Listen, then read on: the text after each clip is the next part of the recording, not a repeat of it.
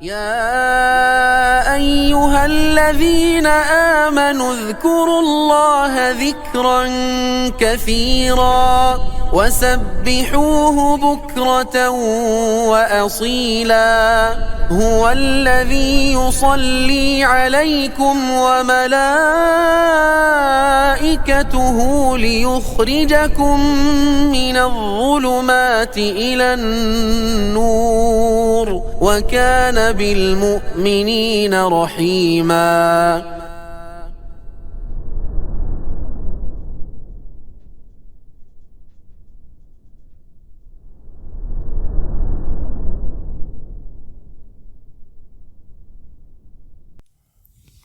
بسم الله الرحمن الرحيم. السلام عليكم ورحمة الله وبركاته.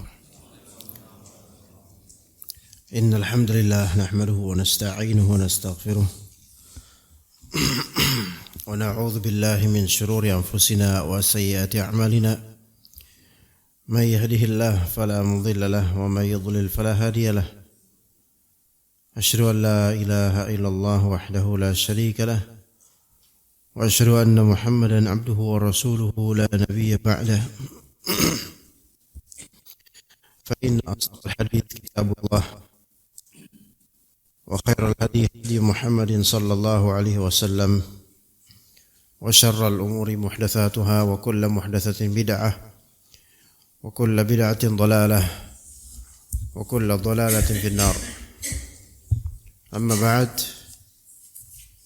para ikhwah rahimakumullah dan juga akhwat rahimakunallah, pada pagi hari yang berbahagia ini insyaallah kita lanjutkan pembahasan dalam kitab Mukhtasar Minhaj Al-Qasidin di kitab At-Taharah dan salat, dan pasal yang kita berada padanya yaitu kitab rahasia-rahasia salat dan perkara-perkara penting yang berkaitan dengan salat di masalah atau pasal atau sub pasal keutamaan khusyuk. Di sini ada dua hadis yang disitir oleh penulis rahimahullah taala, yang dua hadis ini terbangun darinya beberapa masail atau permasalahan baik secara fiqhiyah ataupun secara akidah dan tazkiyatun nufus.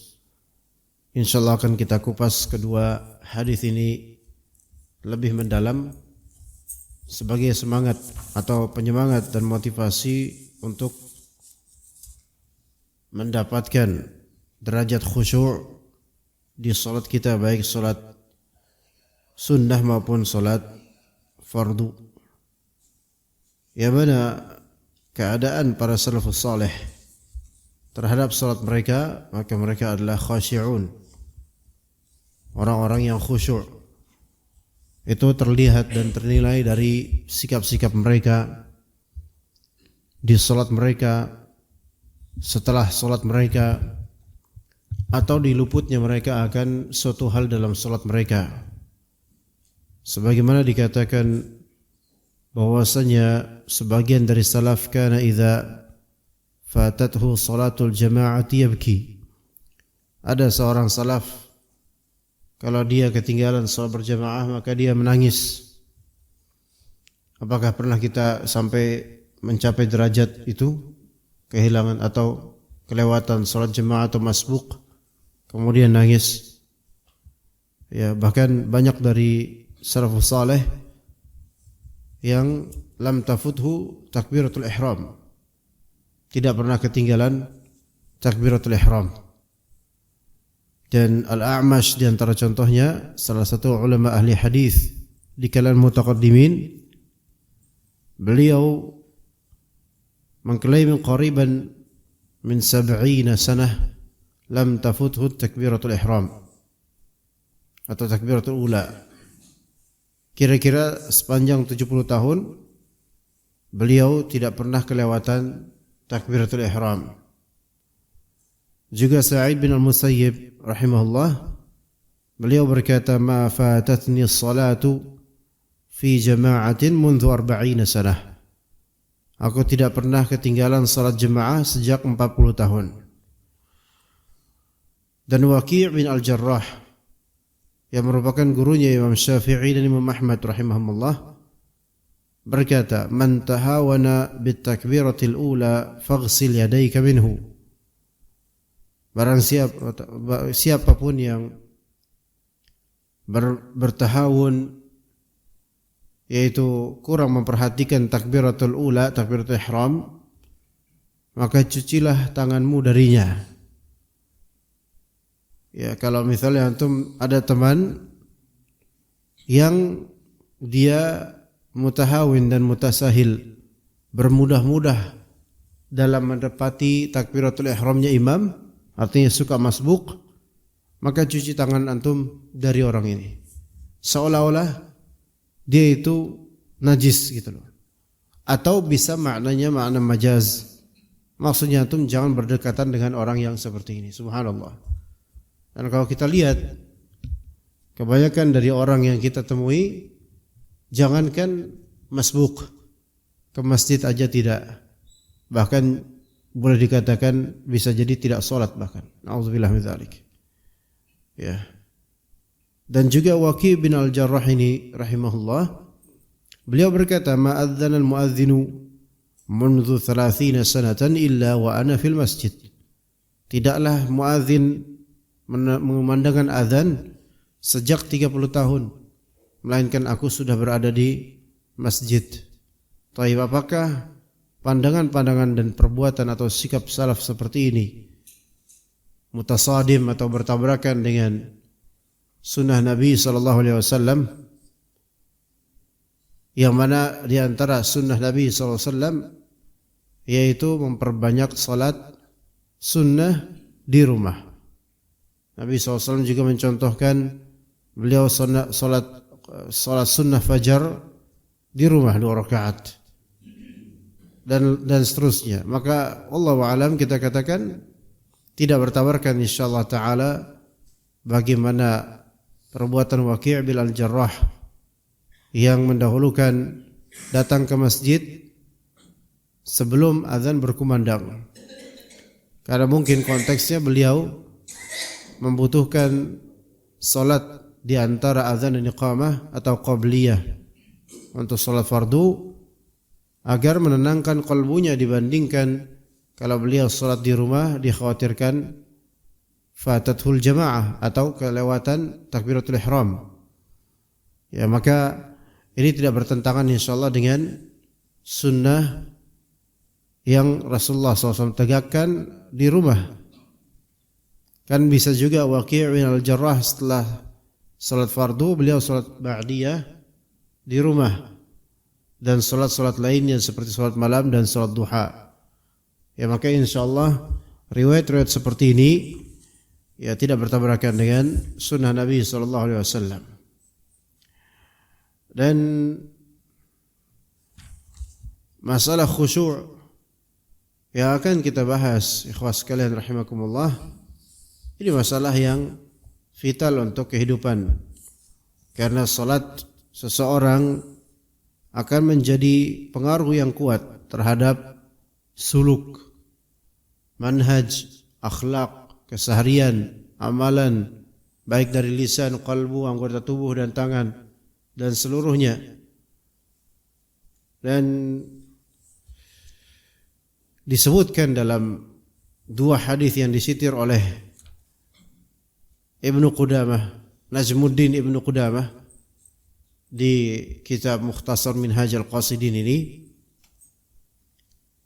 yang padanya ada banyak sekali faedah berkaitan dengan fiqih salat, kekhusyuan dalam salat, dan juga ajar atau ganjaran dari khusyuk dalam salat yang perlu sekali kita bahas.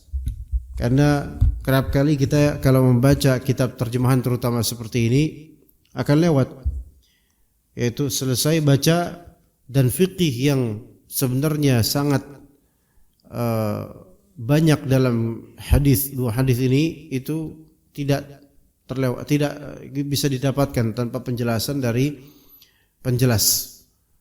Ya, kita waktu itu di pekan lalu atau 2 pekan lalu kita bahas muqaddimah dari keutamaan khusyuk ya. Di antara adab terbaik dalam salat adalah khusyuk ya. Dan beberapa pembahasan dari kitabnya Ibnu Qayyim Al-Jauziyah rahimahullah. Maka coba kita sekarang bahas dua hadis ini dulu. Diriwayatkan dari Utsman bin Affan radhiyallahu anhu dari Nabi sallallahu alaihi wasallam bahwa beliau sallallahu alaihi wasallam bersabda, "Ma min imri'in muslimin tahdurhu salatun maktubatun." Tidaklah seorang muslim yang mendapatkan waktu salat fardu, fayuhsinu wudu'aha wa khusyu'aha wa ruku'aha, lalu dia membaguskan wudunya bagus, khusyuknya juga bagus, dan rukuknya juga bagus, illa kanat lahu kafaratan lima qablaha min adh-dhunub ma lam yu'ti kabirah. Kecuali ia kekhusyuan itu atau wudu yang bagus itu, khusyuk yang bagus dan rukuk yang bagus merupakan pelebur dosa-dosanya yang telah lalu selama dosa besar tidak dilakukan. Wa dzalika ad-dahra kullahu. Dan hal itu berlaku sepanjang masa. Kalau dilihat dari footnote, makna selama dosa besar tidak dilakukan adalah selama yang bersangkutan tidak melakukannya. An-Nawawi rahimahullah berkata, maknanya bahwa semua dosa diampuni kecuali dosa-dosa besar. Karena ia hanya dilebur oleh taubat dan rahmat. Dan sabda Nabi SAW, wa dzalika ad-dahra kullahu, dan hal itu berlaku sepanjang masa, ini dileburnya dosa-dosa oleh salat berlaku di semua zaman, tidak khusus di zaman tertentu saja. Baik. Juga hadis Utsman bin Affan lainnya dari Nabi SAW bahwa beliau bersabda, "Man shalla raka'ataini la yuhadditsu fihi ma nafsahu ghufira lahu ma taqaddama min dhanbih." Barang siapa salat 2 rakaat yang dia tidak berbicara kepada dirinya atau khusyuk di dalamnya, maksudnya tidak berbicara kepada dirinya, maksudnya adalah dia khusyuk di dalamnya, maka dosa-dosa yang telah berlalu diampuni. Baik, kita bahas hadis-hadis ini insyaallah. Kita mulai dari hadis pertama, ma min imri'in muslimin. Yaitu di sini imri' muslim, manusia muslim, seorang muslim, laki perempuan. Tahdudhu salatun maktubah, mendapatkan waktu salat fardu. Salat maktubah, maktubah yaitu faridah, mafruḍah. Kata yaktubu di sini artinya adalah aujaba yujibu atau farada yafridu, yaitu fardu. Jadi kataba yaktubu maknanya bisa artinya mencatat, kataba yaktubu bisa artinya mentakdirkan secara kauni, kataba yaktubu bisa juga artinya mewajibkan. Ya, bisa artinya mewajibkan. Maka salat maktubah itu salat yang diwajibkan, salat mafruḍah. Taib. Kemudian di waktu itu, di waktu masuknya salat fardu itu, maka dia lakukan 3 hal di sini sebutkan, berbuat ihsan. Berbuat ihsan di 3 hal. Yang pertama, fayuhsinu wudu'aha wa khusyu'aha wa ruku'aha. Dan memperbagus 3 hal. Satu hal pertama sebelum terwujudnya salat, dan 2 hal berikutnya di dalam salat.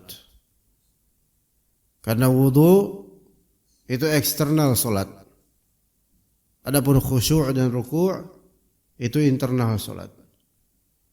Artinya dia memiliki muqaddimah sebelum masuk ke dalam inti salat, dia telah memperbagus amalan, yaitu memperbagus wudunya. Fayuhsinu wudu'aha wa khusyu'aha wa ruku'aha. Dan wudu itu di luar salat. Salat bukanlah wudu, wudu bukan salat, tetapi kata Nabi SAW, at-tuhuru miftahus salah. Bersuci adalah kuncinya salat. maka dia memperbagus kuncinya untuk membuka salatnya dengan pembukaan yang sempurna, maka dia menyempurnakan wudunya. Dan ihsan dalam wudu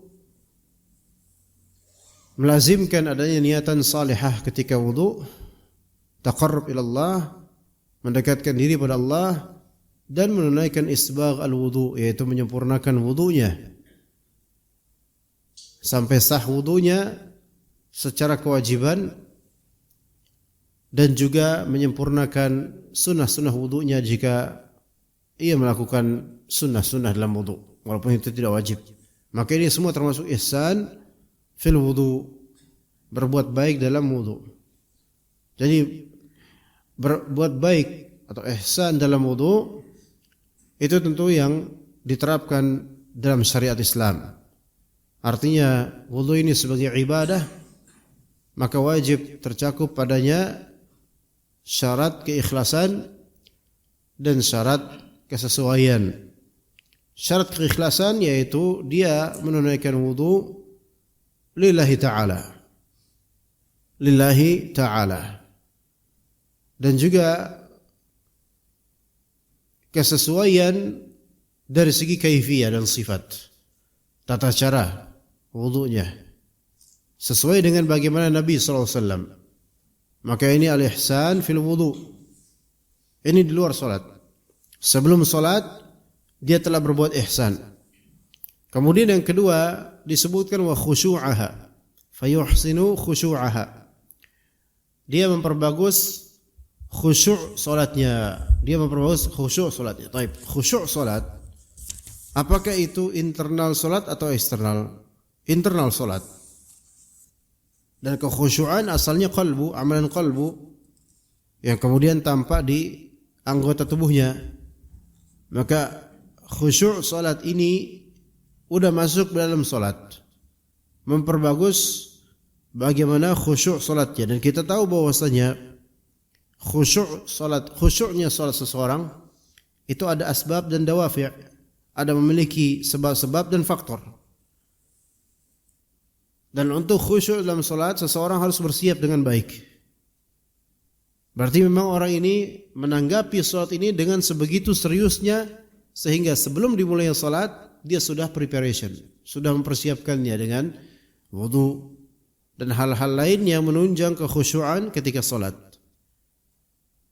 Maka khusyuk fi shalah atau berbuat baik dengan cara khusyuk di salat, dia sudah dimulai dari persiapan sebelum salat, dan juga ketika salat qalbu, zihin yaitu benak itu fokus pada salatnya.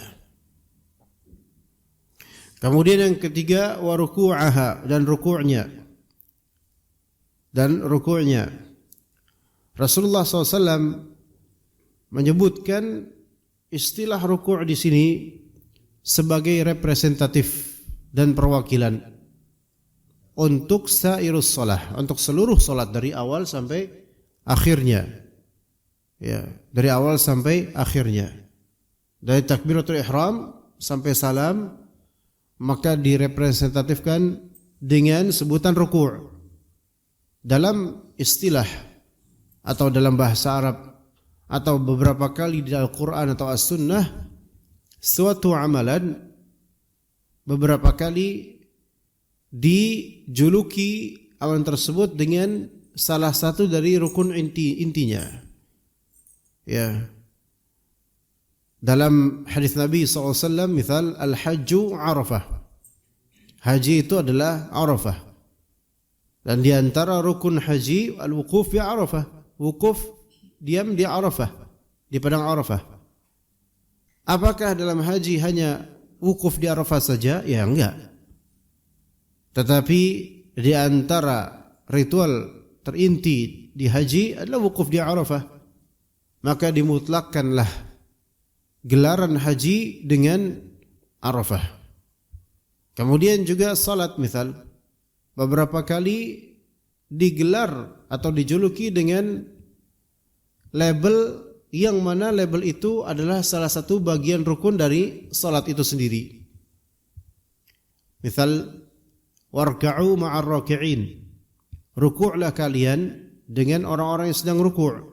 Maksudnya di sini sallu ma'al musallin. Salatlah kalian bersama orang-orang yang sedang salat. Kemudian fasjudu lillahi wa'budu. Misalnya kata Allah, sujudlah kalian dan sembahlah Allah. Maka sujud di sini salah satu rukun dalam salat. Dan maksud perintah sujud di sini adalah salatlah kalian dan sembahlah Allah, bertauhidlah. Ya. Maka kadang-kadang dalam syariat suatu amalan diistilahkan dengan salah satu rukun tervitalnya. Nah, ruku' di sini ini maksudnya adalah seluruh rukun-rukun dalam salat. Jadi dia berbuat baik dalam 3 hal. Pertama, eksternal salat, yaitu apa? Wudunya. Karena itu di luar salat. Yang kedua, kekhusyuannya, yaitu di dalam salat. Yang ketiga, rukun-rukun dalam salatnya dia berbuat baik pada itu. Ini juga internal salat. Adapun khusyuk dan ruku', maka khusyuk itu dari segi qalbi, ruku' dari segi badani. Maka berbuat ihsan di sini dalam salat dari segi qalbunya, yaitu khusyuk, dan dari segi badannya, yaitu rukun-rukun dan tata cara salat. Maka mencakup semua hal. Persiapannya sempurna, qalbunya ketika salat sempurna, dan tata caranya dalam salatnya juga sempurna. Jadi ketika seorang muslim dia masuk waktu salat fardu, kemudian dia memperbagus semua ini, melainkan kanat lahu kafaratan. Yang sahih ini tulisannya harusnya kanat lahu kafaratun, ya. Kanat lahu kafaratun lima qablaha minadz-dzunub. Maka buat dia ada kafarah. Kafarah yaitu pelebur, penghancur. Ya. Bisa juga kafarah ma'al takfirat, yaitu penghancur dosa-dosa maksudnya. Lima qablaha minadz-dzunub. Pelebur dosa-dosa yang telah lampau. Taib. Kita bahas sedikit lafal kafarah. Maka kafarah itu artinya pelebur dosa. Ya, kafarah ini kita bayar kafarat. Maksudnya bayar kafarah yaitu membayar sesuatu sebagai tebusan agar dosa kita terhapuskan. Itu kafarah. Nah, yang dihapus di sini dosa apa? Dosa besar atau kecil? Dosa kecil. Maka dikatakan kafaratan lima qablaha minadz-dzunub ma lam yu'ti kabirah. Selama dosa besar tidak dilakukan. Ish ma'na? Apa maksudnya? Mana yang benar di sini? Kita lihat. Kalau misalnya dia berbuat baik dalam wudunya, khusyuknya, ruku'nya,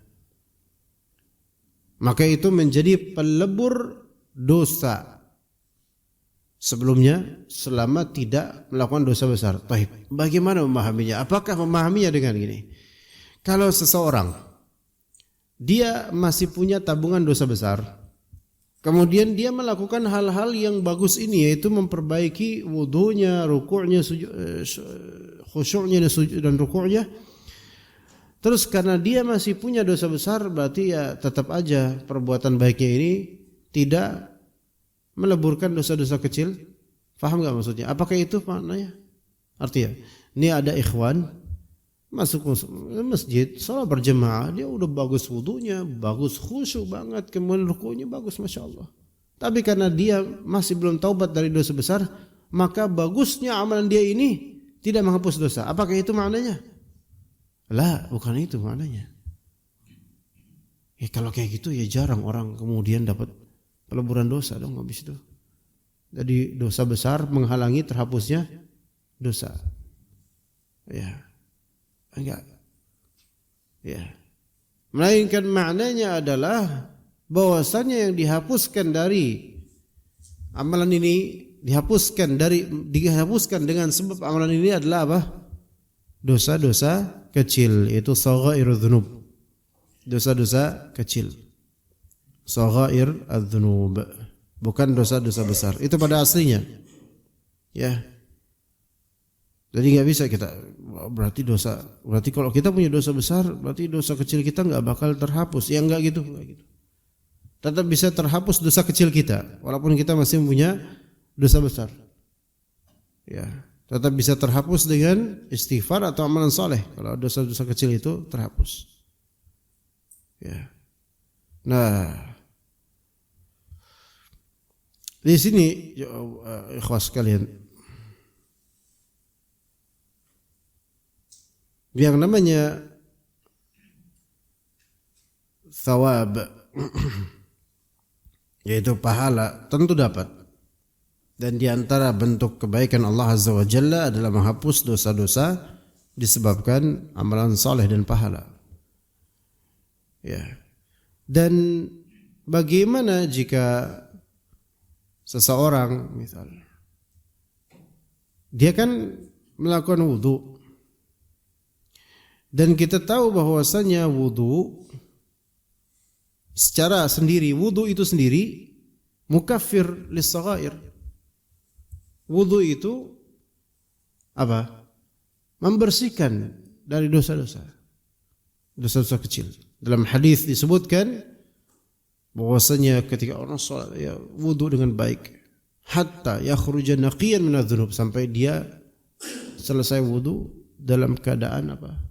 Bersih dari dosa-dosa. Ya.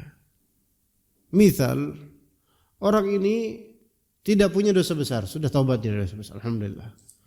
Kemudian dia wudu, dan wudunya itu sendiri betul-betul baik, sempurna, dan dia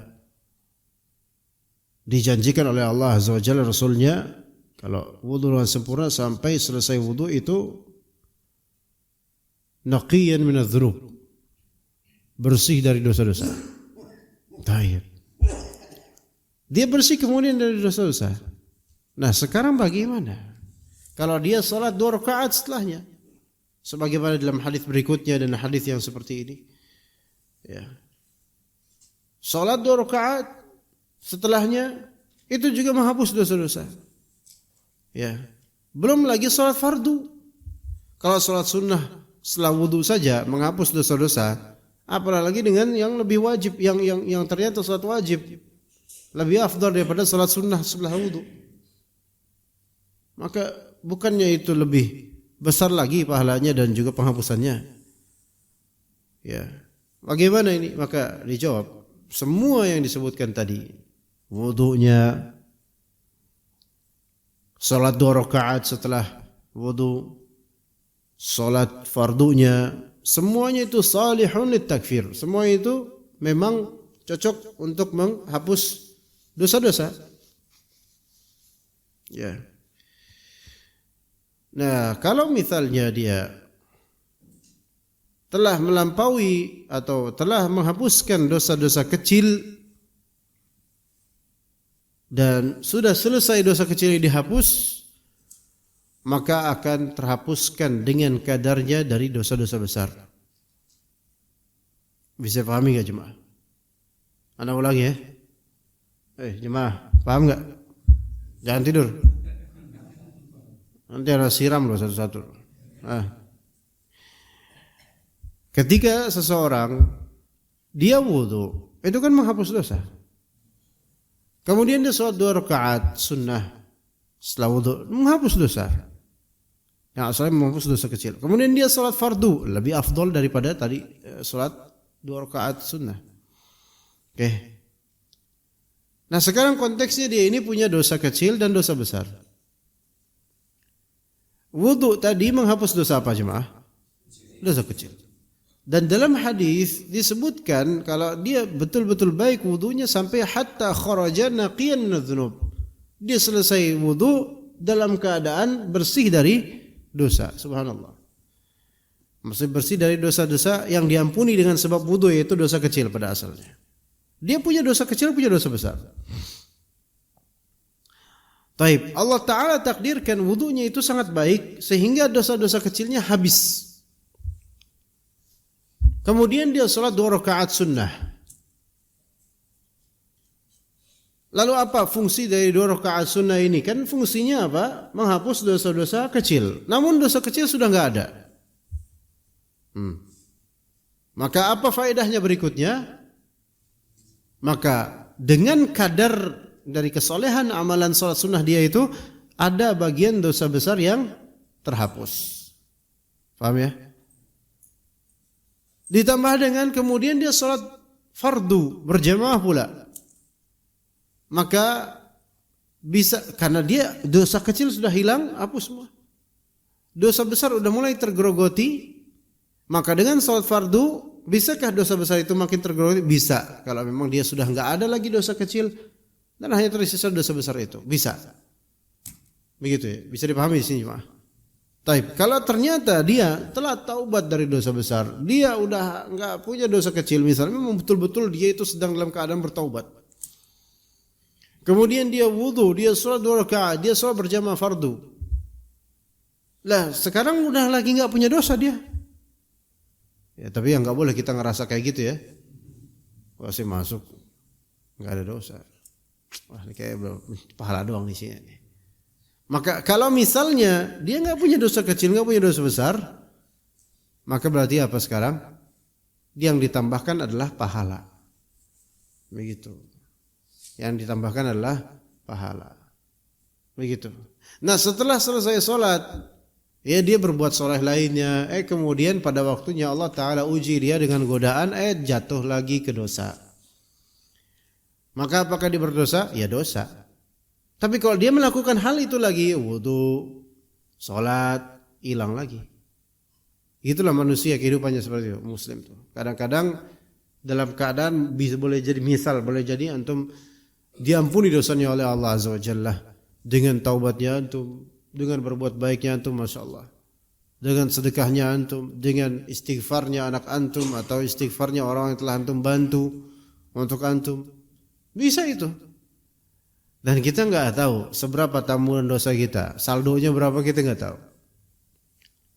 Kita cuma bisa sekarang ikhtiar dengan beramal soleh, istighfar, taubat gitu kan. Jadi seseorang boleh jadi dia itu nggak kerasa, nggak merasa, nggak tahu bahwasanya dosanya itu udah nggak ada, bisa jadi. Mungkin nggak seseorang kayak gitu berjalan di atas muka bumi lagi nggak ada dosa sama sekali? Mungkin nggak? Sangat mungkin. Dan mungkin juga nanti berdosa lagi karena manusia seperti itu. Maka kata Nabi SAW, "Wala yazalul bala'u bil mu'mini hatta yamsi 'alal ardi wa laysa 'alaihi khati'ah." Dan terus aja ujian hidup itu nempel sama seorang beriman. Ditempel. Jadi muslim itu, mukmin itu selalu dipepet dengan bala. Ya. Orang beriman itu selalu dipepet dengan ujian. Maka kalau antum merasa enggak ada ujian, itulah ujian sebenarnya. Itulah fitnah itu. Antum ngerasa semua saya enggak ada apa-apa, enggak diuji sama Allah. Itulah ujian sebenarnya itu. Itulah mungkin hukuman sebenarnya. Nauzubillah min dzalik. Maka orang yang beriman, kata Nabi SAW, la yazalul bala'u bil mu'min. Tidak hilang ujian itu dari seorang mukmin selalu. Hatta yamsiya 'alal ardi wa laysa 'alaihi khati'ah. Sampai dia suatu ketika berjalan di atas bumi ini dalam keadaan tidak memiliki dosa. Loh, kalau enggak bisa dosa, ya karena diampuni oleh Allah. Bukan berarti dia enggak pernah berbuat dosa, pasti berbuat dosa, cuman Allah ampuni. Dan di antara kafaratudz dzunub ada as-sabr 'alal masaib atau as-sabr 'alal bala. Di antara penggugur dosa itu adalah bersabar terhadap musibah atau ujian. Maka kalau dipepet dan ditempel terus, di marking terus kalau bahasa bolanya mah ya. Di marking atau di apa ya? Dijaga terus tuh, ditempel tuh sama musibah. Selesai musibah ini, ada lagi yang lain. Dan dia tetap sabar. Maka itu membuat apa? Membuat dosa-dosanya berguguran. Sampai tanpa dia sadar, dia udah jalan lagi gak punya dosa. bukan jalan kayak nggak punya dosa. Nah, kalau ini beda istilah. Kalau ini songong ini, ya. Jalan kayak nggak punya dosa dia, ya. Tapi kalau jalan hakikatnya dia nggak ada dosa, yang Allah Taala titipkan pada dia nggak ada dosa, lepas dari dosa. Karena apa? Sabarnya dia. Ya begitu. Mungkin. Dan mungkin saja seseorang ketika dia sholat betul-betul taubat pada Allah dan dia sholat berjamaah, lepas sholat keluar dari masjid dia dalam keadaan nyaman, indah hidup ini, masya Allah, nikmat rasanya. Boleh jadi mungkin itu ada isyarat dari Allah Azza wa Jalla bahwa saya dosa-dosa sudah berguguran dan antum sekarang mungkin sedang tidak berdosa. Tapi jangan sampai kita merasa seperti itu, karena khawatirnya gurur, keterpedayaan. Tapi boleh jadi bisa. Ya namun ya selesai sholat berjamaah pulang ke rumah ada lagi dosa gitu. Tontonan lah, ya kan? Istri ngajak ke bioskop lah, kalau iya ya. Enggak ya, insyaallah ya. Iya, maksudnya bioskop online ya. Sama kan sebenarnya. Malah lebih buruk lagi biasanya. Karena bebas gitu loh. Kemudian ada aja dosanya. Marahlah, inilah, hasadlah, dengar ghibah lah, ada terus. Itu dunia kayak gitu, sehingga kita harus refill terus gitu loh. Oke, kemudian nanti zuhur ada lagi sholat untuk membersihkan diri. Asar ada lagi, karena jarak antara sholat dengan sholat itu kita punya activity yang kita nggak tahu seberapa besar dosanya. Maka perlu sekali seseorang itu sholat setiap waktu fardunya. Ya begitu. Jadi sholat ini fungsinya menjernihkan kalbu dan menguras dosa-dosa. Tapi ya harus serius. Adapun kalau main-main separuh-paruh, seperempat, dan semisalnya bahkan 1/10 itu mungkin terjadi. Atau dia khusyuknya cuma di takbiratul ihram dan di salam kedua, itu khusyuknya dia tuh. Allahu khusyuk. Setelah takbiratul ihram udah ambles semuanya dah. Dan khusyuk keduanya hanya di Assalamualaikum warahmatullahi alhamdulillah. Ya, ada beberapa bapak kayak gitu, lihat di beberapa masjid, bukan di Masjid As-Sunnah ya. Habis sholat kayak itu bahagia banget. Alhamdulillah, lepas godai sholat kayak gitu. Ya subhanallah. Ya, maka sholat menggugurkan dosa, dan itu akan tampak sebenarnya pengguguran dosa dengan sebab sholat itu tampak di keadaan kita setelah sholat itu.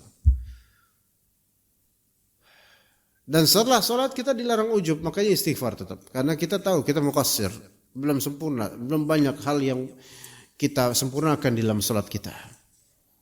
Nah, sekarang hadisnya Utsman bin Affan radhiyallahu anhu. Hadis Utsman bin Affan. Di sini ada hal yang spesifik, yaitu la yuhadditsu fihi ma nafsahu. Nah, kita ulang, barang siapa salat 2 rakaat yang dia tidak berbicara kepada dirinya, yaitu khusyuk, maksudnya khusyuk betul-betul di dalamnya, maka dosa-dosanya telah berlalu diampuni. Nah, ini hadis sebenarnya panjangan dari kalimat sebelumnya, yaitu wudu dengan baik kemudian salat 2 rakaat. Wudu dengan baik kemudian salat 2 rakaat.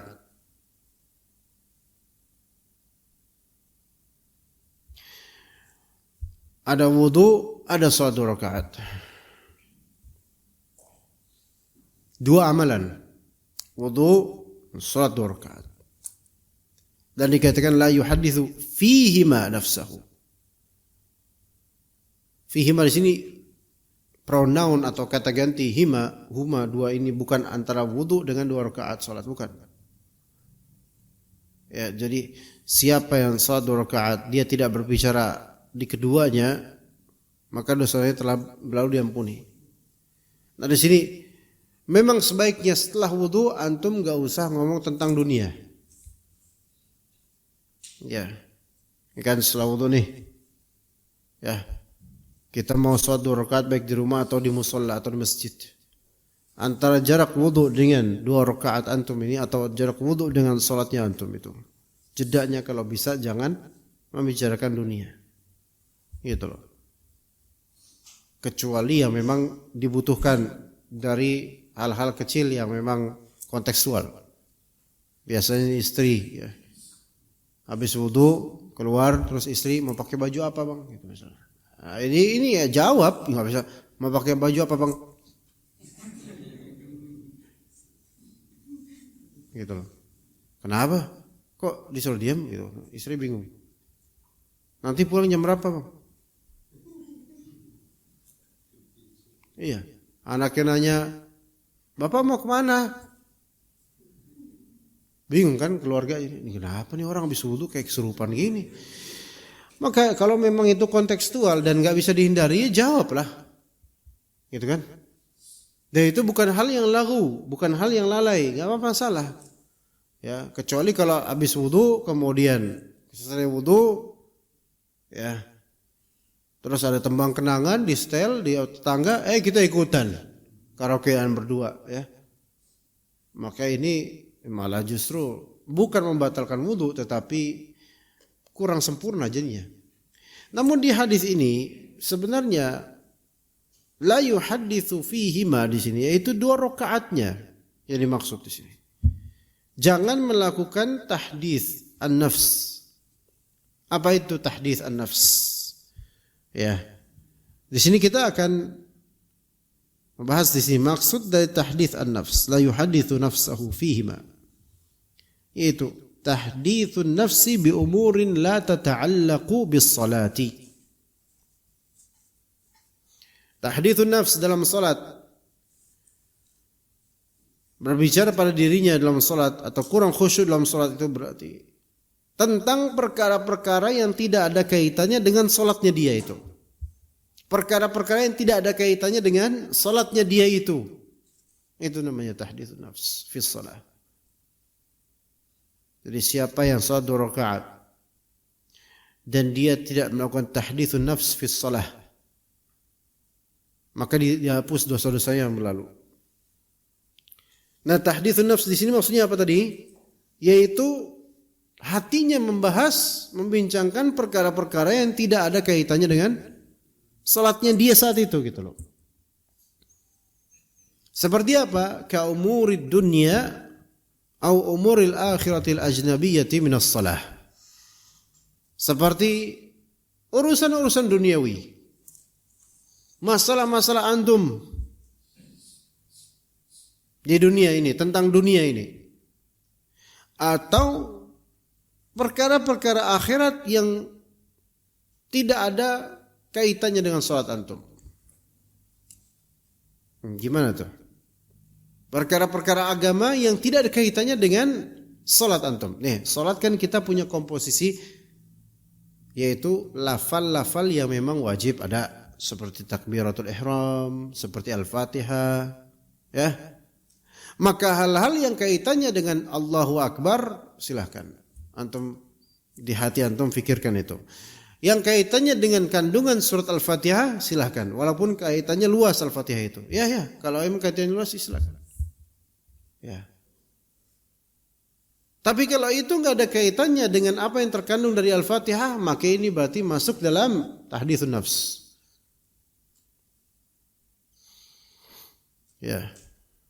Apa contohnya? Ya, Anda nggak mau contohin, takutnya nanti kamu kepikiran juga nanti dia sholat jadi nggak khusyuk. Pokoknya nggak ada kaitannya sama makna di Al-Fatihah itu. Untuk itu ya. Nah, kemudian kan ketika kita sholat juga membaca hal-hal yang sunnah. Yaitu diantaranya membaca surat atau ayat setelah Al-Fatihah. Oke? Atau dibacakan oleh imam surat atau ayat setelah Al-Fatihah. Misalnya setelah antum baca Al-Fatihah, amin, kemudian antum baca tabbat yada abi lahabi wa tabb, ya. Tentang ya itu surat apa tadi? Al-Lahab, tentang Abu Lahab. Ketika antum baca atau dibaca oleh imam, tergambar di antum yaitu kisah Abu Lahab. Sejarah. Taib. Kira-kira Ini di luar salat atau enggak pembahasan ini tentang Abu Lahab? Nah, paham enggak coba? Ini pertanyaan ini. Jadi ketika tabbat yada Abi Lahab, yang tergambar di benak antum yaitu tentang Abu Lahab dan kejahatannya dan Ummu Jamil hammalatul hatab. Taib, apakah ketika antum mengeksplor makna ini, kisah ini di hati antum melanggar hadis ini enggak? Paham enggak jemaah pertanyaan Anda? Hah? Enggak paham? Wah, antum nih parah juga nih. Paham enggak, Pak? Paham? Kalau paham ngomong, kalau enggak paham diam, enggak paham. Ya, jadi di hati itu membahas tentang si Abu Lahab ini. Maka apakah ini masuk khusyuk atau enggak, Pak? Khusyuk. Malah ini khusyuk itu seperti ini, paham maknanya dan sanubarikannya, menggambarkannya. Tapi kalau misalnya tuh tabbat yada Abi Lahab wa tabb ma aghna anhu maluhu wa ma kasab sayasla naran dzata lahab wa imra'atuhu hammalatal hatab. Dan wa imra'atuhu kan istrinya. Siapa istrinya Abu Lahab? Ummu Jamil. Dan antum dalam keadaan jomblo. Kemudian dia punya istri, saya enggak, ya Allah betapa saya nasib saya kok gini amat ya. Nah ini khusyuk enggak sekarang? Udah enggak khusyuk. Padahal itu kan sama maknanya. Wa imra'atu istrinya Abu Lahab itu Ummu Jamil. Terus kita yang kepikiran, waduh saya belum punya istri nih. Atau udah punya istri tapi wah istri saya di rumah ngapain ya? Nah ini bukan tadabbur ini udah di out of context, ini malah justru ngawur, ini belok udah bukan siratal mustaqim, dolal, malah kemana-mana ini, gitu. Wa maratu hammalatul hatab, al hatab itu kan artinya kayu bakar ya. Kayak di rumah nenek saya itu dulu ada kayu bakar, ya enggak, ini udah di luar, ini udah keluar, Ini baru yang disebut tahditsun nafs yang dimaksud di hadis ini. Kalau sudah sampai situ, nah tapi di sini, ikhwan, tahditsun nafs itu ada dua hal. Ada dua macam. Disebutkan oleh para ulama, tahditsun nafs itu ada dua macam.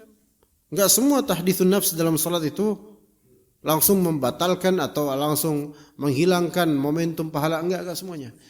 Ya. Nah, tahditsun nafs itu ada yang dikatakan yaitu dimaafkan, dan yang kedua ada yang tidak dimaafkan. Tahditsun nafs dalam salat ada yang dimaafkan dan ada yang tidak dimaafkan. Tahditsun nafs, percakapan batin dalam salat, ada yang dimaafkan. Yang dimaafkan apa? Yaitu yang menyergap batin dan sulit untuk dihindari. Ya, sulit untuk dihindari. Ya. Sulit untuk dihindari. Itu yang pertama. Yang kedua, yang tidak dimaafkan. Yang tidak dimaafkan itu adalah yang terus-menerus dan mungkin untuk dihindari. Terus-menerus dan mungkin untuk dipotong, maksudnya untuk di-stop. Ini yang kedua, tidak dimaafkan. Yang terus-menerus dan mungkin di-stop. Tapi antumnya enggak nyetop-nyetop. Nah, ini enggak dimaafkan ini. Maksudnya enggak dimaafkan, maka ini termasuk tahditsun nafs yang mengakibatkan pahala itu berkurang atau enggak sampai derajat dosa dihapus enggak. Faham enggak jemaah sekalian? Jadi kan namanya khawatir jamaah dari khawatirah. Khawatir itu pikiran. Apa bahasa kita? Ya pikiran, bisikan dan semisalnya. Selentingan. Itu kan ada dua macam. Ada yang kita tuh nggak bisa ngelawan, ya plok masuk aja gitu. Kalau ini dimaafkan. Nah, ketika masuk aja kan konteks kehidupan kan beda-beda. Ada orang yang sedang betul-betul kepikiran, banyak musibah dan semisalnya. Ya. Ini kadar beda-beda. Ada yang dia udah mau sholat khusyuk, tiba-tiba ya kepikiran lagi tentang problemnya, plok gitu kan. Dan dia udah berusaha untuk ini, tapi kok tetap aja itu membayangi gitu loh. Dan ternyata ayat yang dibaca atau yang didengar dari imam itu ayatnya berkaitan dengan problem dia, gitu loh. Maka yang seperti ini diibaratkan oleh ulama ma yahjumu 'ala shalah. Pikiran sebenarnya menyerang salat gitu loh. Jadi menyerang, bukan yang sebatas selentingan kecil sampai menyerang. Yang seperti ini selama dia berusaha untuk bagaimana cara memutusnya gitu loh. Pikiran itu walaupun datang lagi, maka yang seperti ini mudah-mudahan dimaafkan. Tapi dia harus terus berusaha.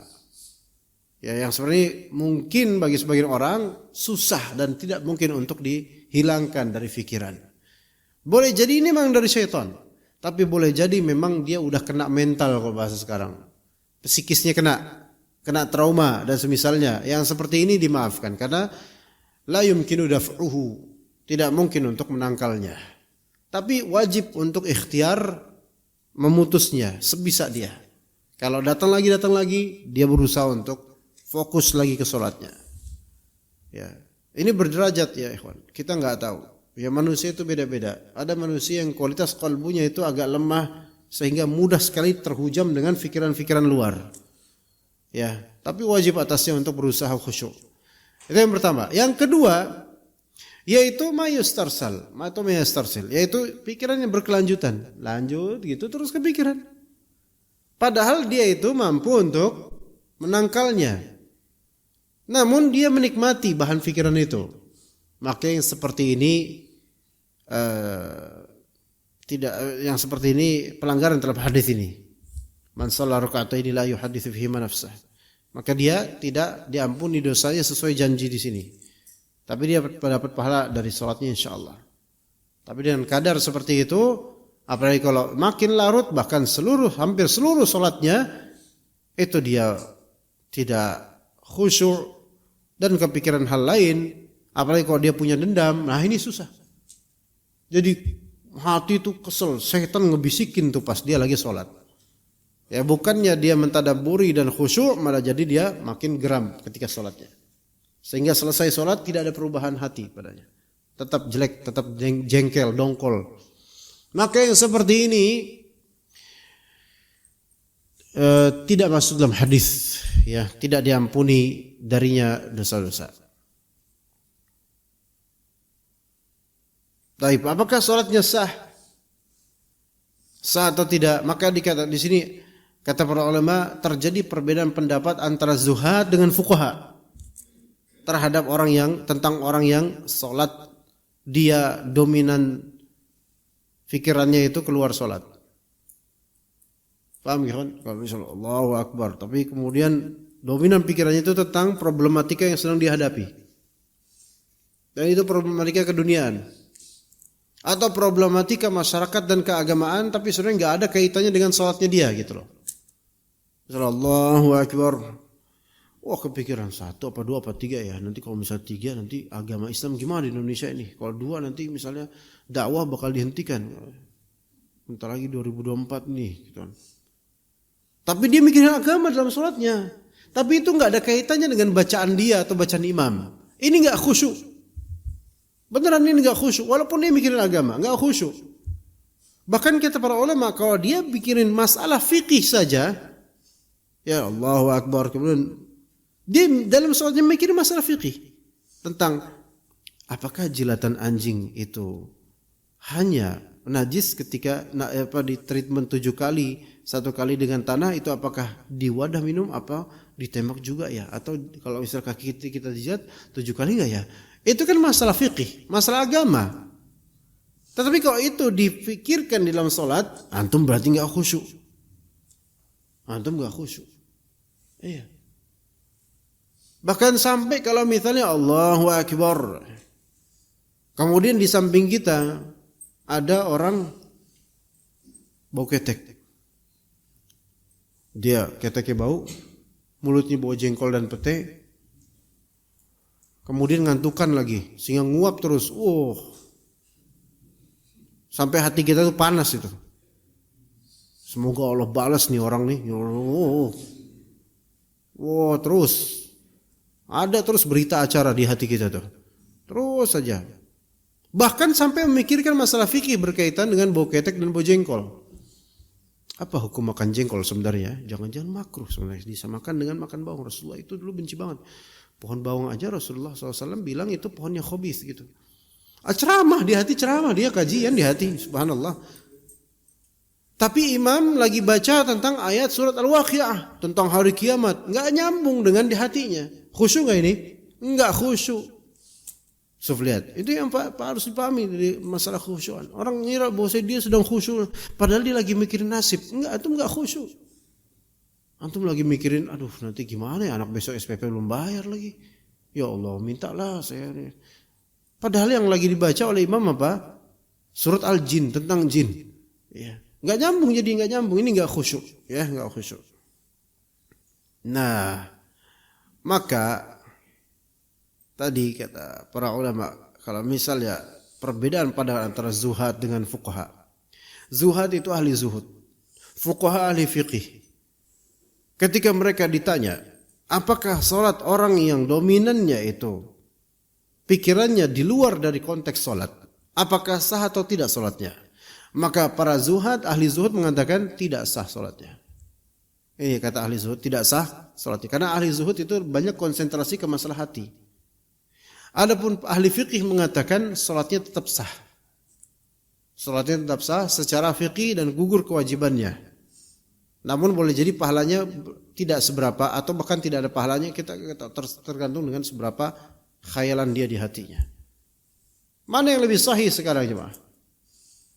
Maka mungkin penggabungan di sini sah secara fiqih, namun secara batin dan makna itu tidak sahih, tidak sah. Sehingga pahala darinya itu sedikit atau bahkan mungkin ya standar atau nol mungkin. Hanya pengguguran kewajiban. Bisa seperti itu. Makanya dalam hadis Nabi SAW disebutkan. Atau dalam asar sahabat disebutkan. Bisa aja sholat dari kalian itu hanya 1/2-nya, atau 1/4-nya, 1/5, bahkan 1/10 dari kalian hanya diterima itu sholatnya oleh Allah Azza wa Jalla. 1/10-nya saja. Artinya sholatnya tetap sah, namun pahalanya hanya 1/10 saking banyaknya ghaflah dan kelalaian dalam sholat itu. Ya begitu jemaah sekalian tentang masalah tahditsun nafs. Ya tentang dan juga komponen khusyuk. Kalau misalnya kita memikirkan sesuatu di luar dari konteks salat, maka itu tidak disebut khusyuk. Baik, untuk materi kita cukup sampai situ insyaallah. Jika ada pertanyaan dipersilahkan ikhwah atau siapapun yang mau bertanya. Jika ada yang bertanya, jemaah. Apa? Ya silakan. Fadhal. Assalamualaikum. Nanti kalau ada yang mau nanya lagi, speakernya jangan tim Ana yang nganterin, kecuali harus bayar ke tim Ana nanti. Yang bayar, yang nganterin harus DKM atau panitia. Ini kalau kita mau tidur kan disunahkan untuk berwudu dulu ya. Untuk apa Pak? Berwudu dulu kan ya. Kalau mau tidur. Iya Pak. Nah pertanyaannya, apakah kalau tidur dalam keadaan memakai CD celana dalam, cuma memakai CD celana dalam aja, mengenakan CD celana dalam aja, apakah wudunya itu sah? Pas wudu pakai Pas wudunya pakai anduk dan di saat tidurnya cuma mengenakan celana dalam dan kaos saja. Apakah sah wudunya? Terima kasih. Wassalamualaikum. Waalaikumsalam warahmatullahi wabarakatuh. Ini tanya tentang orang lain kan Pak? Saya sendiri Pak. Ya enggak usah sepolos itulah Pak. Ya enggak, kalau mau kita posisi tidurnya kan cuma mengenakan celana, udah terbiasa gitu. Tapi atasnya pakai kaos. Ya. Tapi di saat mau berwudu kita pakai handuk gitu. Ya. Apakah sah itu? Wudunya tetap sah, tidak batal wudunya. Kalau tidurnya? Nah, tidur itu kan membatalkan wudu, Pak. Ya. Jadi gini, ada beberapa poin yang perlu saya sampaikan. Pertama, bahwasanya membuka aurat itu bukan pembatal wudu, ya. Membuka aurat itu bukan pembatal wudu. Ya. Atau pembatal membuka aurat itu hal lain. Tidak ada kaitannya dengan pembatal wudu atau pembatal hadas. Pembatal kesucian, ya. Itu satu. Yang kedua, tidur dengan jangan berisik, dengerin anak. Tidur dengan telanjang itu hukumnya makruh. Ya. Nah, tapi kalau Bapak pakai kaos, kemudian maaf hanya celana dalam, nggak pakai celana pendek, itu kan berarti kan ada aurat tersingkap, yaitu aurat berupa paha gitu. Walaupun aurat paha ini mungkin tidak termasuk aurat kubra, bukan termasuk aurat yang paling besar. Ya, maksudnya kan aurat ada yang aurat yang lebih kecil, yaitu mungkin bagian paha. Ya. Adapun maaf bagian selangkangan dan kemaluan depan atau belakang itu aurat yang besar. Ya, tapi ini mendekati makruh kalau misalnya hanya memakai celana dalam. Ya, jadi lebih afdol untuk ditutup. Dan ketika Nabi SAW ditanya tentang masa seorang buka aurat dalam khalwatnya, dalam kesendiriannya, maka kata Nabi SAW, "Fallahu ahaqqu an yustahya bih." Allah Ta'ala lebih berhak untuk kita malu padanya gitu loh. Cuma kecuali kalau misalnya antum tidur, misal dalam keadaan buka aurat ya seperti itu total misalnya, tapi pakai selimut, maka ini nggak apa-apa kok ini. Iya, buka aurat tapi pakai selimut nggak apa-apa. Cuman kan konsekuensinya nanti kan apakah selimutnya tetap bertahan? Boleh jadi kepanasan kemudian dibuka. Ya? Iya, gitu. Ayo. Itu mana lagi? Itu kalau pakai celana pendek juga harus di atas ini. Enggak harus. Harus bebas ya. Bebas. Kalau celana pendek kan dia secara uruf kita sudah berusaha menutup aurat. Iya begitu. Allahu a'lam. Iya sama-sama Pak. Ada yang bertanya lagi? Ya bertanya. Sunnah. Assalamualaikum warahmatullahi wabarakatuh. Waalaikumsalam.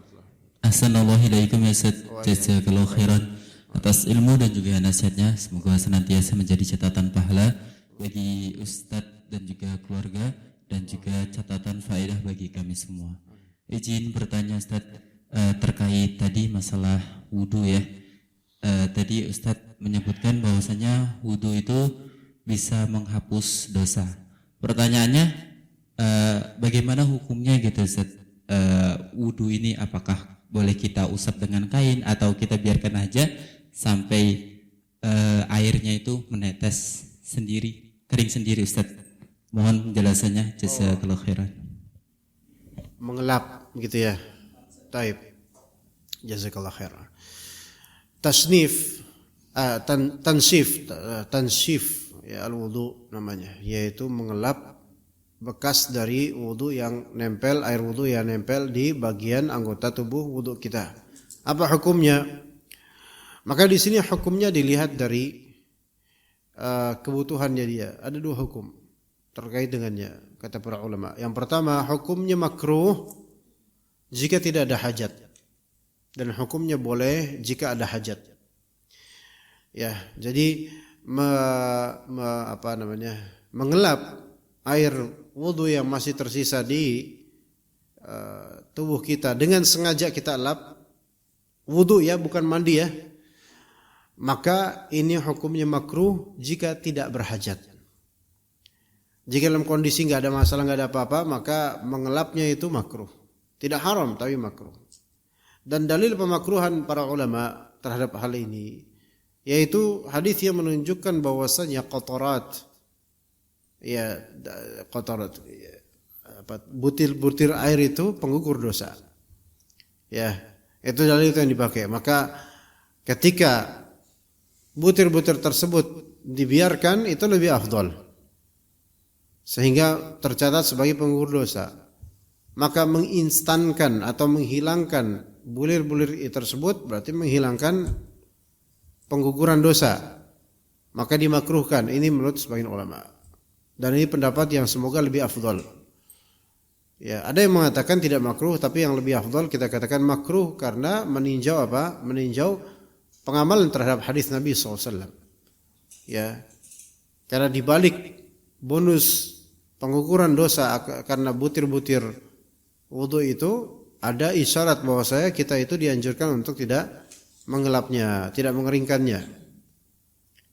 Itu ketika tidak ada hajat. Yang kedua, ketika ada hajat, ada kebutuhan seperti kedinginan. Atau kulit yang mungkin agak sensitif misal. Maka ini tidak ada masalah. Tidak makruh, tidak masalah. Boleh.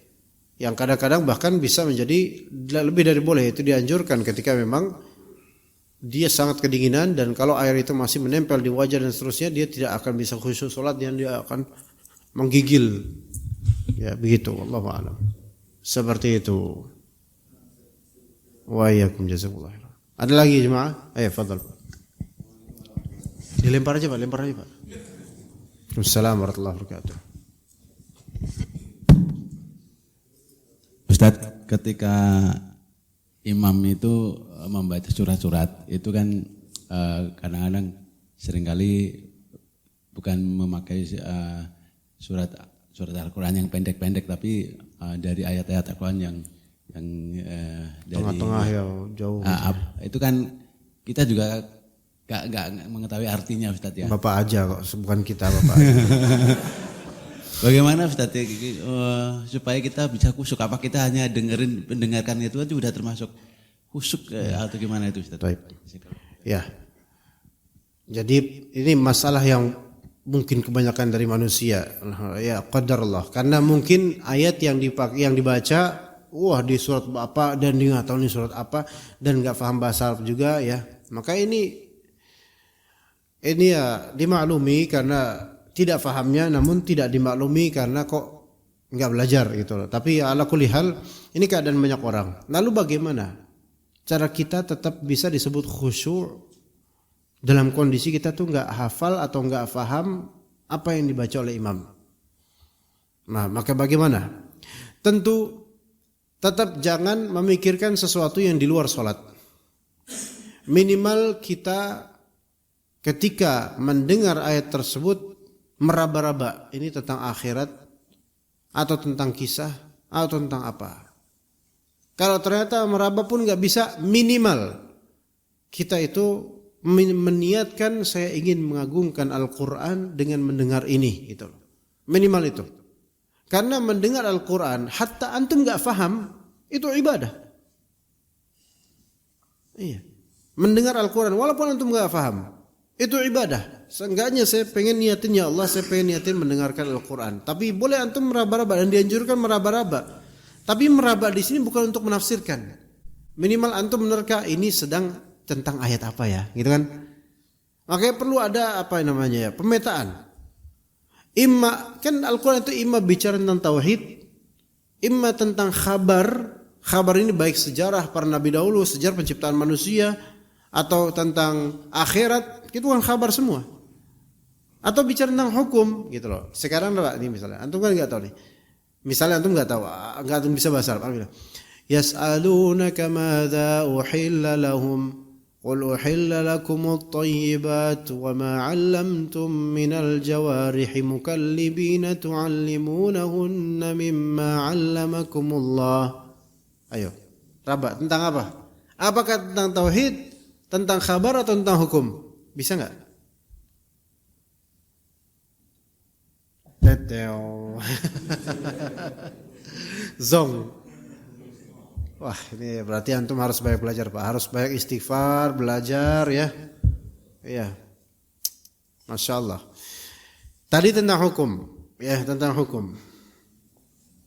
Iya. Susah kalau ini. Ya, tentang hukum. Tapi ala kulli hal kalau antum nggak bisa meraba nih, pokoknya gini, 3 ini. Ini tentang Allah, tauhid, akidah, atau tentang kisah, atau tentang hukum, gitu coba. Itu raba dulu aja. Terus anak ini. Fakulu mimma amsakna alaikum wadhkuru ismallahi alaih. Tentang hukum.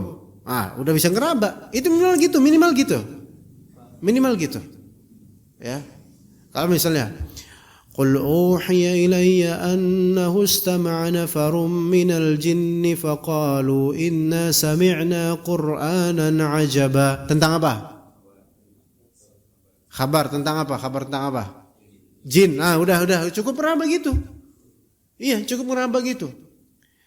Antum enggak harus tiap lafal itu antum tahu artinya. Ya kalau nggak bisa ya nggak bisa dipaksain. Jangan ngaco nanti. Wah ini istama ini artinya manjat. Aduh jauh, istama itu mendengar, menyimak, manjat. Keterlaluan itu. Ya. Tapi yang penting temanya aja, tema globalnya aja. Apakah ini akidah? Ya, apakah ini khabar? tentang sejarah atau masa depan, apakah ini hukum? Itu. Ya. Misalnya Anda bilang nun tentang apa? Ya enggak tentang apa-apa, baru nun. Iya. Coba bilang misalnya wa idz qala Musa liqaumihi dzkuru ni'matallahi 'alaikum. Khabar siapa? Nabi Musa. Mulai kemudian tentang Nabi Musa nih cerita nih ya, di Al-Qur'an ada cerita. Itu. Lah selama ini antum gimana, Pak? Anda benar kata Imam At-Tabari, wallahi saya enggak ngerti gimana enggak kebayang di benak saya orang yang enggak ngerti bahasa Arab gimana cara dia mentadabburi Al-Qur'an. Itu kata Imam At-Tabari, bukan ngecengin antum, bukan. Tapi memang kenyataan begitu. Banyak orang imam baca kosong pikirannya. Karena enggak nerawang. Dia tentang apa enggak mikir. Dan enggak tahu gimana caranya untuk enggak tahu temanya apa udah. Udah yang penting gini aja lah. Mikirin nasib gitu kan, kok saya enggak bisa bahasa Arab. Ya kan? Enggak, jangan kayak gitu ikhwan. Aduh, sedih misalnya. Coba dulu saya pesantren. Sekarang enggak bisa bahasa Arab. Bahlul, salafi tapi bahlul. Gimana ya, apa kata orang nanti jenggot saya doang yang tebel tapi kayak TPA nih pemikirannya. Emang saya enggak ada apa-apanya. Tiba-tiba udah ruku aja itu imam. Nah, ini bukan tadabbur. Ini namanya nyesal, bukan tadabbur ya.